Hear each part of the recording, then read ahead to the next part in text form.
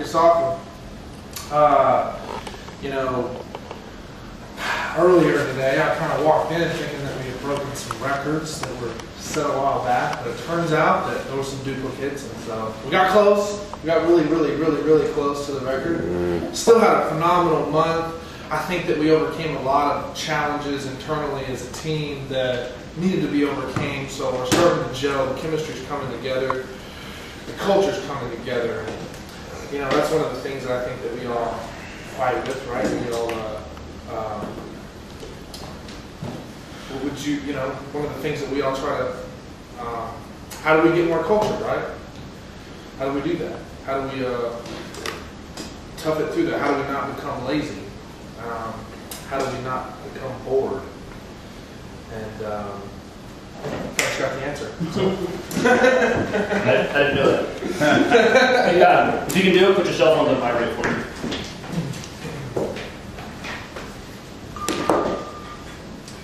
So, yeah, it was cool to be smashing records. It was cool to be a part of that. Even though I wasn't directly a part of that, it's cool to be in that environment. It was awesome. You know, I mean, we got close. I was pretty excited. First thing I asked Cody, "Did you guys make it?" He was like, "Yeah." And then later on, I felt bad. I was like, "Oh man," I felt bad. I did. I really did. So here's the question for the day, and in lies the topic for today, and that is. So let me start with saying we're salespeople, right? Even though I don't think we're not closing deals necessarily, we still are salespeople. And if that's what we do, then what does that mean to be a salesperson? Well, basically, in a nutshell, I think it means to convince people. Stands to make sense. You convince people either to buy or to take the next step or to set the appointment or to give up information they don't want. And you've got to convince them of something, right? If that being said, then what is it that convinces? What does that mean? What is it that convinces? Or maybe a better way to say that is, or ask that question is, what is it that convinces the most? What is it that's the most convincing, especially in the sales process? Mull that over for a minute, and we'll get back to that in just later. What I want to talk about is what we actually do in this environment. And this environment being the phone environment. And what we actually do is we use our words. And we do a lot with email, but we're also on the phone quite a bit. And so what is it that our actual tools are that we bring to the table that we use on a daily basis? And that is our words, but it's our voice. It's what we say. Would you agree with that? Because unfortunately, some of us, like myself, when I first got into this business, I found it hard because I came from an always 100% face-to-face business. But what happens with what we do is that we don't have that advantage of being in a face-to-face. If somebody doesn't get to come up to us and say, "Man, I like this suit. You guys want a $500 suit? That's awesome." They don't get to look at you wearing a Packers jersey and say, "Oh, I'm a Packers fan. That's going to work out." They don't look at you wearing a Bears jersey and go, "I don't want to talk to you about that." Okay? We lose that. We don't have the ability to impress somebody or to make an impression on somebody or to overcome an objection simply by our physical being. Conversely, we don't get the ability to read that person when they see us. All we have is the voice that we have on our, on the phone. That's it. That's all we have is our voice. And we use some other tools. We have some presentations that we go through. We might show them a piece of an example or whatnot. But in sales, the phrase is they don't shop for product. A lot of times they shop for the salesperson. But they don't get to see us. And so... Well, Frank, let me interrupt you. To support what you're saying here, and I've thought about this a lot, I've said it a lot, which is, they say, 60% of communication is body language, right? Right? Right. 30% is tone. Right. And 10% is the words you use, right? Right. So we are at a 60% disadvantage being on the phone. I would say that we're more like at an 80% advantage or disadvantage. And the reason for that is that when the person that you have on the phone hears you, and you may not know this, they automatically start making a picture in their mind of what you look like. And that picture in their mind... It's sometimes when I see them. Yeah, that picture in their mind correlates with that person's day. So if that person can get out of bed, talk to their husband who has a southern drawl, be royally mad at him because he was at the bar drunk all night. Talk to a person, a salesperson on the phone who has a southern drawl, and you're automatically, now you're up to 99%. You're losing that battle, okay? So the question is, if that's what we have and that's what we use is our voice, let me tell you a little bit about what voice is. Let's talk about that for what sound is. Did you know that if you took a piano and a violin and a guitar, and you were to play middle C on all of those instruments, and you use this contraption called an oscillator which measures the sound wave, that they all look exactly the same. Now, I'm willing to bet that every man, woman, and child on the planet can tell you the difference between a guitar and a violin and a piano. And the reason for that is there's lots of physics that go into it, but the basics of it are the size of the string, the type of box that it's coming out of, the way that you play it. If you take a violin bow and you play the piano, it's not going to sound like a violin. Okay? If you pluck the piano, it's not going to sound like a guitar. Okay? You can hammer away on the strings of the guitar, it's not going to sound like a piano. Okay? But the sound wave is exactly the same. So what's the difference?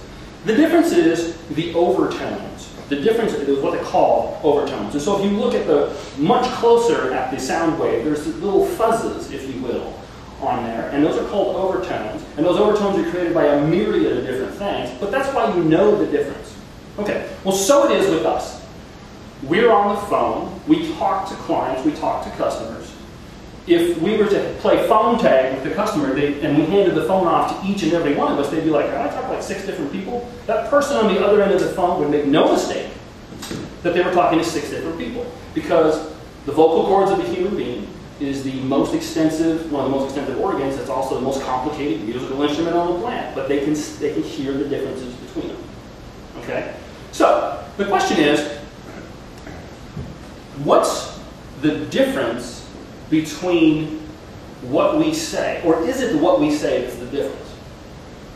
Probably not. When I was in the car business, I said the same thing to people over and over and over and over and over and over again. And what I said was somebody that I had heard somebody else say. Okay? To Pete's point, when I was a desk manager, I could look across the room, not hear anything, look at the body language, and I could tell where the deal was at. Okay? So it's not what we say when we're on the phone that makes the difference between one day or the next, or one client or the next. It's how we say it. Most of you guys say a lot of the same stuff. I hear, when I go back there, I can hear those guys making pitches. I hear them saying a lot of the same thing. So the difference is in what we say, or the differences in the point that we get across a lot of times boils down to not what we say, but how we say it, or the overtones. Does that make sense? Yes. Okay. So let's go back to my original question. If we're all salespeople, and selling is convincing, what is convincing? What is the most convincing thing? Strategy. Possible. Part of it. Where do you get that tone from? How do you become the violin? If the violin is what it needs to make that deal. Passion. Character. You're close. Attitude. It's all part of I'm it. sticking with attitude. Sticking with attitude. Doubling down on attitude. I like it. Doubling down on attitude. Now I'm tripling down on attitude. Before I go any further, let me be really clear, and I've said this before. Pete hasn't heard it. I'm not an authority. I don't have a lot of schooling on this. I'm not again, I don't have any of the accolades that you guys probably wish somebody standing up here had. I haven't been to the Olympics. I didn't go to the moon. I didn't get my arm trapped under a rock and shoot it off. Okay? I haven't was on a quadriplegic yesterday that learned how to walk. I haven't owned 5 multi-million-dollar businesses. I don't have bad hair and have a TV show. That's my Donald Trump impression. Okay? I don't have any of that stuff. And typically what I would tell you is that that's okay. I'm just an average guy who's wired a little bit differently, who has a different perspective on life, and I think maybe it's worth sharing. However, today, on this topic, I would say that I'm at least a journeyman expert, with the possibility of being the leading expert in the world, and we'll get to that in just a minute. But I'm only going to claim journeyman expertise at this, okay? And I'll explain to you why that is.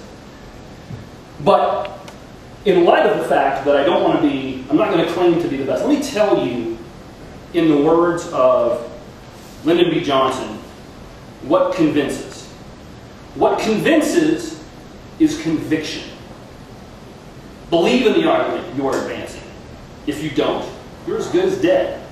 The other person will sense that something isn't there. And no chain of reasoning, no matter how logical or elegant or brilliant or poignant, will win your case for you. What convinces is conviction. Okay? And conviction, guys, is how you move the masses. Conviction is what you would say to a benefactor if he came up to you and said, I will give your kids everything they ever needed for the rest of their life, regardless of what your situation is. You have to convince me why your kids are worth it. You would have a sense of conviction about that, unless you hate your kids. Just saying. Odd, right? Conviction is the holy grail for salespeople. My dear friend and mentor used to tell me, the only thing I ever want to do in my sales career is sell one thing that I am completely righteous about. It's conviction. Conviction can't be faked. Can't be mimicked. And it can't be something that is partial. You can't be partially convicted. Like being partially pregnant. Very hard to do. Conviction is so powerful that it trumps knowledge, it trumps experience, it trumps, even in my opinion, it trumps attitude, because I can force attitude on a whim, but I cannot force conviction. You can get somebody, you can get an individual or a group of people to do almost anything if you can deliver with great conviction that they should. People will do things and respond to people that they have no interest in simply based on the fact that they're like, I don't know, that guy said that with so much conviction, maybe I can build a ladder to the moon. Let's go try. Okay? Great men who have done great things, especially in our country, oftentimes didn't have anything other going for them than their conviction or the ability to portray that to the people around them. And I love to use John F. Kennedy and the space program as part of that. He was like, I don't know how we're doing it, but we'll go to the moon. Right now, we don't have a rocket, but we're going to go to the moon. Okay? And so, like I said before, normally I would tell you that I just have a point of view. But in this particular case, I may be the foremost authority on what conviction can do and what can happen when you get completely convicted. Now, a lot of times, you can have conviction about something, and it can be based on a massive amount of knowledge and experience and data. I've done it before. I know that I can do this because I've done it before. I know I can get Jody to do this because I've done it with 1,000 other people. Sometimes, though, you can have great conviction because you didn't quite get all of the information. You think you know something. And you can be in a situation where what you think you know, there's some parts you might have left out there, it doesn't matter. You're so convicted about it that the person you're dealing with doesn't really stop to ask some critical questions, and they go forward with the process that you will want them to anyways, even though it might not seem like that's the thing to do. Okay? Now, I love to tell stories, and usually I like to talk about cross-country skiing, but today I'm going to talk to you about the car business. And I'm going to tell you a story that absolutely portrays what can happen and what you can get somebody to do when you have absolute conviction that you're going to be okay and that it's all good. So, I used to work at a Honda dealership. And the process in the car dealership is pretty simple. Once I close the deal, customer signs up, we get a bunch of the paperwork done, they go across, where I worked at, they went across and went to a place and they kind of hung out and they waited for finance. Finance is the guy that goes to the bank and gets the deal done. They're kind of hanging out there. When you sell a brand new vehicle, you take that person back into the detail bay and you start going over the car with them. You cover all of the bases. You set the radio station. You show them all the stuff. This was in 2001, I think, is when I did this. And I had sold a brand new Honda Odyssey van. It was the LX model. And the brand new Honda Odyssey van had dual sliding doors, which is a pretty cool thing. Now, I gotta go back just a minute. Before this deal got done, we also used to sell motorhomes there. And we were in we were very important motorhome training class. And we were all sitting in the motorhome, I'm sorry, it wasn't motorhomes. We were in a Honda class. The Honda rep came in and was telling us all the cool things about the new cars, and we were sitting there. And he got to the Honda Odyssey van, and I got paged. My guy was here, which I was very happy about. I got to get out of the meeting. So I left the bay, and I went to my customer. The deal had been wrapped up the day before. I brought him back. We were gone maybe half an hour. I came back in, and they were wrapping up the demonstration, if you will, or all the cool stuff about the new Honda Odyssey van. And I said to the one guy that was ridiculously knowledge guy about cars, I said, did I miss anything cool? And he said, yeah, this, that, and the other. And he goes, this one, the EX model, has pinch protection on the sliding doors.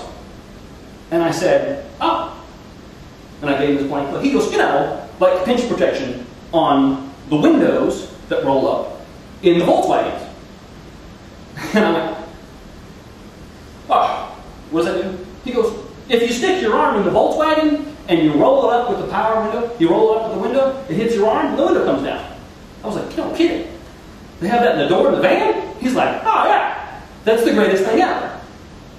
So while I'm back there with my customer, and we're sitting there, we're going over the van, this guy's in love with this thing, we're getting along really well, you know, and we're talking about this, I'm showing him all this stuff, and I was like, we're getting ready to go into finance, it's taking finance a little bit later, and I was like, yeah, isn't this great, this is cool, you're done selling at this point, it's a done deal, the Odysseys sold themselves, they were wonderful vans, and he's like, yeah, and I like these doors, and I was like, oh, you like these doors, you are going to love this is fantastic, I just learned this today. He's like, really? I was like, yeah, these Honda vans, the door slides open. He said, they have pinch protection on them. He's like, what's that? I was like, what? Pinch protection? It's just like a Volkswagen. You put your arm in there, like your kid's getting out of the door, and he's going to get out the door, like, oh my God, my kid's getting out of the door. The door won't close on him. And he's got the door, and he's sliding it back and forth, and he's like, that's awesome. How does that work? I was like, I don't know, but it works. Check this out. Put your arm right in there. And he's like, yeah? I'm like, oh yeah, this is great. Honda, best cars there. Just like the Volkswagen. He goes, oh, this is going to be nice. Yeah, imagine your kid's head. This couldn't be any better. So he sticks his arm in there. It's brand new. We're going to get the rails greased up. And I'm like, you ready? He goes, yeah. Is it going to stop? Oh, it's going to stop. It's called pinch protection. And I took that door and I slid it back as far as it would go. And Coley would be proud of me, because this is probably the only time I ever swung anything and had full weight shift. And I put 185 pounds of fury behind this and went like this, and I slung that door. The EX model for the Honda Odysseys that has pinch protection, of which this van was not the EX model, also has power doors. Yeah, power doors. And he asked me, before I did this, even on the one that doesn't have power doors, I'm like, I guess so. And he put his arm in there, and I slung that freaking door, and it went, and as expected, it went, wham! And hit him right on his arm. And I was like, oh my God! And he had his arm in there going, oh my God! And we looked at each other, and we went, what did you do? And I was like, what happened? He's like, I don't know. But that's not a lot of protection. And I was like, oh my God. It pulled the door and no one shut. And he had this, there's these sensors on the door, and they hit right on the forearm, and these two red dots and this big line of grease. And he's standing there, and he's like, you were so convincing. I just knew that door was going to stop. I was like, I know. I don't know what happened. About that time, Joel Baldwin, the guy that was with, told me, he goes, you didn't do it. Oh, no. Oh, it's a power door. It's when they close electronically. I had no idea. I had never heard of pinch protection, ever, in my entire life. I'd never seen it demonstrated on a Volkswagen. All I knew was that, or all I thought that I knew, was that we were going to be okay. And this guy, we were there. We were tracking. And he was ready to go. And I slammed that dude's arm in that door as hard as you can do it. He still bought the vehicle. He was so embarrassed that he signed up for this. Lock, stock, and barrel. Like, whose fault is it at this point? He sat in finance going like this. I go to get him out of the finance office. He leaves, and the finance office says, hey, you might want to ask that guy, something's wrong with his arm. I'm like, I don't know, whatever. I don't know. Conviction. Conviction will take you to a level of presentation that you cannot match without. And what happens is this. We say the same things. We do the same things. We talk to the same types of people. And I have to ask yourself, and as I sit in that room, I hear all kinds of different things. And I sit around here and I hear all kinds of different things. And I think back in my past sales experience, that any time everything ever went really well, it was for me in a sale, like the whole thing went perfectly, was either when somebody came down and did the dead fish, flop, can I buy that car at full price? Yes, ma'am. Which happened like twice in my whole life. Or when I had something to get convicted about. Now, here's the problem. It can be very hard. It can be damn near impossible to be convicted about what it is that you sell. Now, maybe it shouldn't be. Maybe what you market should be. But, and here's the twist. It should never be a challenge, ever. And it should be painfully obvious that you are convicted about yourself and the words that come out of your mouth. There's no reason, no excuse not to be that person. And so, what is it that's convincing? The creme de la creme, the golden orb of that, if you will, is conviction. And the message that I want to get together today is that if you can slam some dude's arm in a van who doesn't own it yet, he got a lot of ways to go before he owns it.